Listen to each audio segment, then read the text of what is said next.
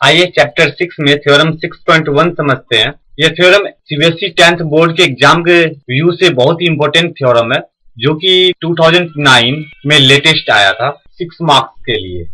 आइए पहले इस थ्योरम को समझते हैं। थ्योरम नंबर 6.1 है, यदि किसी ट्रायंगल की एक साइड के पैरेलल अन्य दो साइड्स को डिफरेंट पॉइंट पे इंटरसेक्ट करने के लिए एक लाइन खींची जाए, तो यह अन्य दो साइड को एक ही रेशियो में डिवाइड करेगी। आइए इस स्टेटमेंट को एक बार फिगर में समझते हैं। ABC कोई ट्रायंगल हमने ड्रॉ किया है।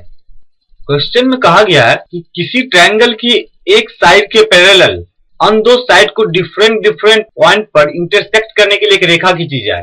तो आइए सबसे पहले हम एक लाइन ड्रॉ करते हैं जो इस ट्रायंगल में किसी एक साइड के पैरेलल हो और अन्य दो साइड को डिफरेंट पॉइंट पे इंटरसेक्ट करती हो। तो हम BC के पैरेलल एक लाइन ड्रॉ करते हैं जो अन्य दो साइड जैसे AB और AC को D और E पॉइंट पे इंटरसेक्ट करती है। तो हमें इस थ्योरम में प्रूफ करना है कि जो लाइन हमने खींचा है वो अन्य दो साइड को एक ही रेशियो में डिवाइड करेगी, यानी AD upon DB is equal to AE upon EC, यानी हमें इस थ्योरम में AD upon DB is equal to AE upon EC proof करना है।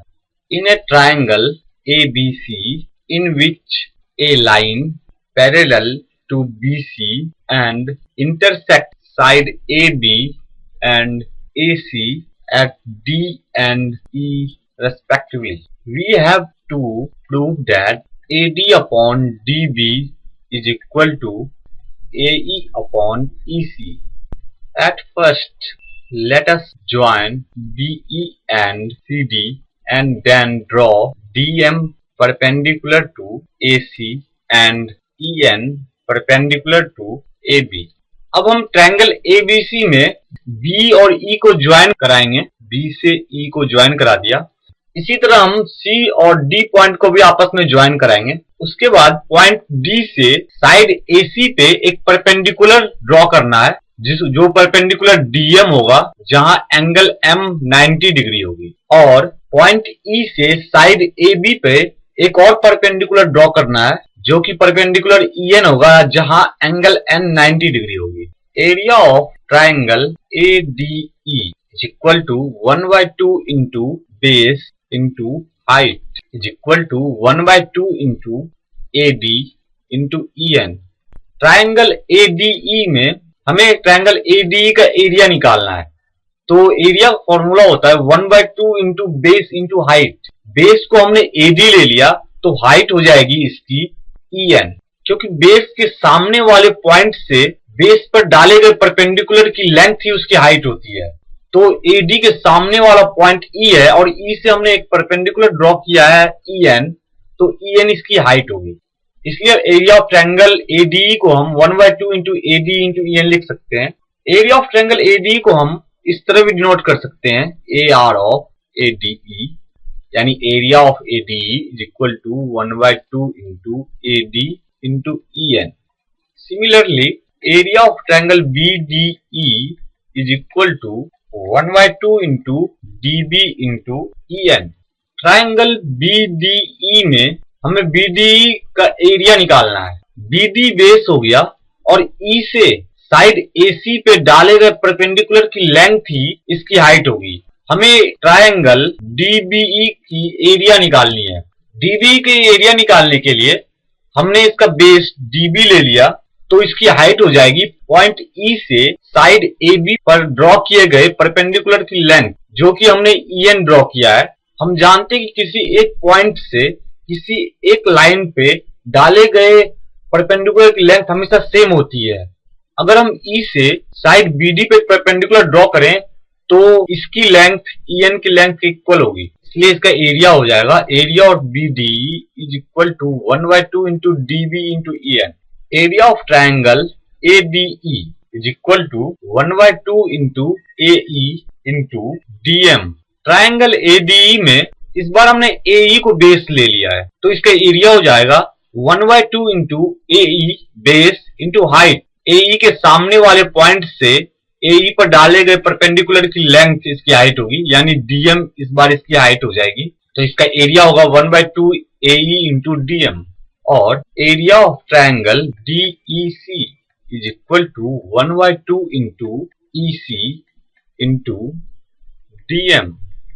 ट्रायंगल DEC में बेस EC है, तो हाइट हो जाएगी D से साइड AC पर ड्रॉ किया गया परपेंडिकुलर, जो कि हम एक परपेंडिकुलर ड्रॉ कर चुके हैं DM, तो DM इसकी हाइट हो जाएगी। तो 1/2 इंटू बेस EC है और हाइट DM है, तो 1/2 इंटू AC इंटू DM।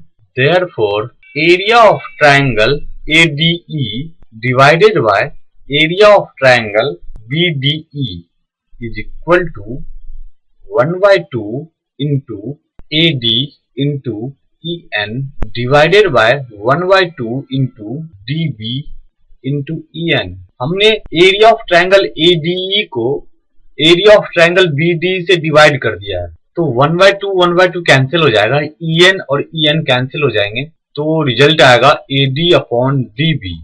इसे हम इक्वेशन फर्स्ट मान लेते हैं।